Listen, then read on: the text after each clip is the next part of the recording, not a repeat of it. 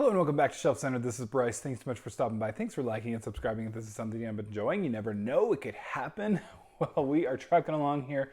We've got our next batch of another 10 of my top 100 science fiction books of all time, starting with number 90 and going down to 81. So let's jump on it. Check the last video, the starting video of my top 100, which starts with number 100-ish. Because we did start with some honorable mentions, but it does have all of my qualifications for the list and everything. If you want that, I'll probably put them in the description down below. All right, number 90, we're gonna go with A Princess of Mars by Edgar Rice Burroughs. This is one that I enjoyed actually more than I thought I would. I know the movie had its issues, and plenty of people did not even watch it or see it or want anything to do with it, but as far as I could tell, it was a good, entertaining story. You have to kind of suspend some disbelief on a healthy amount of things. It's a little dated in places, for sure, especially just some of the roles that people play, some of those types of things. But other than that, if you can get over those things, it's an entertaining story and it's fun and it's pretty dang short, so it's worth jumping into. All right, number 89, we're going with The Gods Themselves by Isaac Asimov. I said in my last video that Asimov's really about like the big ideas, and this is another big idea book. It's really entertaining, it's really good. I definitely liked it more than Foundation, which was also good. I just thought The Gods Themselves really just it had me thinking for a while. I mean, so did Foundation really too, but like The Gods Themselves really felt like it was even more so. Number 88, we're gonna go with 14 by Peter Clines. You may know Peter Clines by his X-Heroes book series.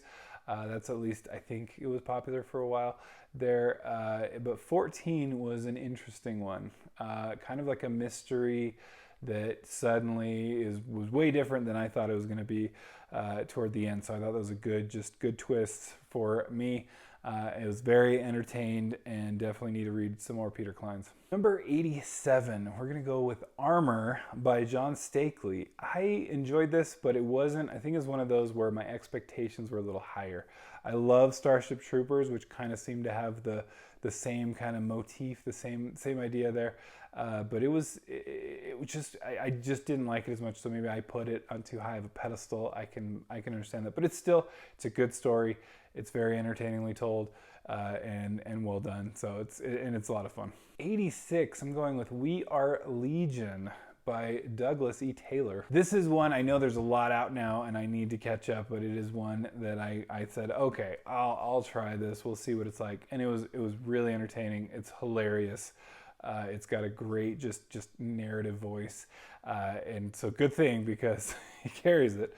But and it's well done. It's lots of fun, and you definitely want to read it. I've got it down the slow because I want to give it some more space to breathe and maybe climb up if I like the sequels more. So we'll see, because this is about the whole series. 85, I said there would be more Arthur C. Clarke, and there is. It's Childhood's End by Arthur C. Clarke.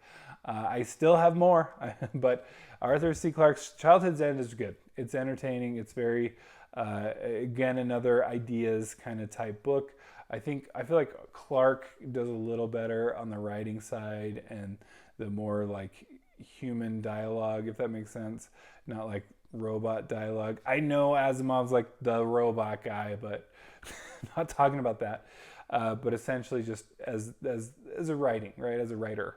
But Arthur C. Clarke's Childhood's End, it's good. And I keep like not wanting to spoil. I feel like it's pretty clear that it's about aliens.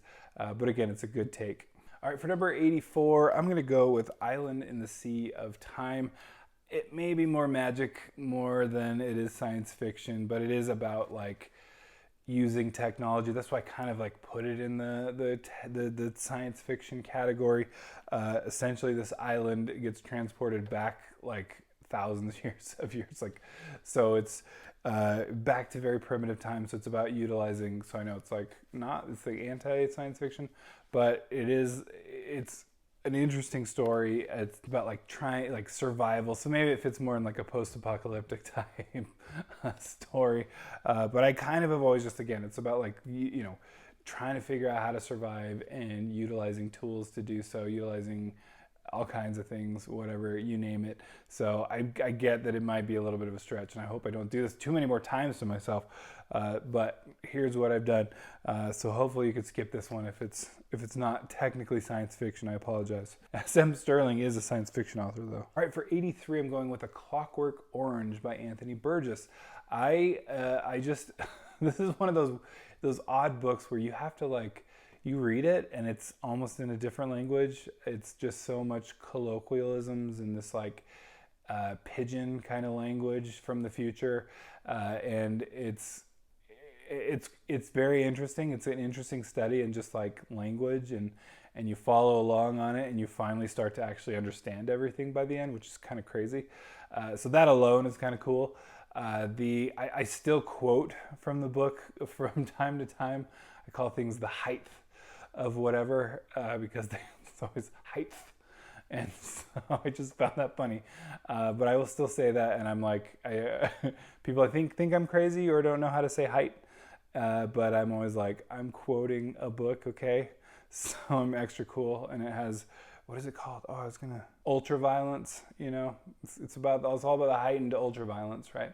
So anyway, it's an interesting one. It's not I don't know, there's some hard to take parts, so maybe that's why it's not higher on my list, but I really enjoyed it. All right, 82 is going to be an obscure one, and maybe even just barely science fiction, and only because of the character it follows, who's related to science fiction, but it technically is, because that's what causes everything. But anyway, Shatnerquake by Jeff Burke. It's probably more of a novella, but it is, if you go read it and tell me how much you thought it was insane. But it's essentially this thing goes off, and it causes all versions of William Shatner to come out from everything that he's ever played. It's insane, and it's just amazing, and I cannot tell you how much you should just read it. And so it's nutty, and here it is on the list. I had to find a place for it. It didn't feel right to put it higher, really, but it's super entertaining. Then number 81, I'm going to go with Wool by Hugh Howey. Hugh Howey is one of those authors that started self-publishing and then made it big, made it into traditionally publishing again, and made it big on that, which isn't always a given, but I thought that's I always just love that story. Again, if that's what an author likes and wants, and that's the goal, then that's great. And if they just want to do independently published books forever, then that's great too. So I like Wool. Obviously, it's gotten a TV show that I hear is pretty good, and it's doing quite well. But Wool it's entertaining. It, again, is maybe more post-apocalyptic than anything, but it's got different kind of technologies and whatnot. So I'm going to count it, and it's just a good story. It's really fun. I probably should read more in it, but I have read the first omnibus of the first 5 novellas or whatever it is that kind of go together. So yeah, I can't say much more than that. So that's my list, 90 to 81. Hopefully you're enjoying this. Hopefully you're bearing with me on some of my stretches here.